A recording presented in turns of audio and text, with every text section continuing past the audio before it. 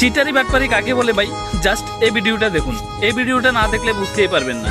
রাস্তাঘাটে চলার সময় এরকম দৃশ্য ভাই প্রায় সময়ই দেখা যায়। ভাই আপনি যখন ট্রেনে সাফার করবেন তখনই দেখবেন এমন কিছু কিছু লোক আছে, দেখবেন মোবাইলের পাওয়ার ব্যাংক, ওটিজি কেবল, মোবাইলের চার্জার, মেমোরি, এমন কিছু কিছু জিনিস বিক্রি করছে। তারা যদি আপনার কাছে নিয়ে আসে এগুলা বিক্রি করার জন্য, এগুলার কাছ থেকে ভাই দূরে থাকবেন। কারণ এদের কাছে কোনো একটা জিনিস ভালো না, সবগুলাই জিনিস খারাপ।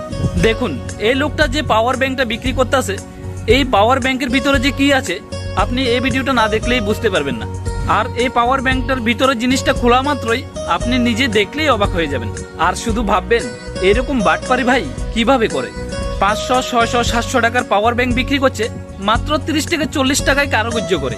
দেখুন এই পাওয়ার ব্যাংকের ভিতরে 1200 মডেলের নোকিয়া যে ছোট ছোট ফোনগুলো ছিল, ওই ফোনের ব্যাটারি ঢুকিয়ে আর কিছু মাটি ঢুকিয়ে এই পাওয়ার ব্যাংকগুলি বিক্রি করছে।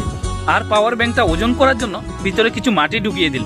আর কি পরিমাণে চিটারি বাটপারি করে এই জিনিসগুলো বিক্রি করতেছে দেখুন। আর এই ভিডিওটা লাইক করে একটা শেয়ার করে দিন, যাতে আপনার বন্ধুরাও এই ভিডিওটা দেখে সচেতন হতে পারে। দেখুন এই ভিডিওটা।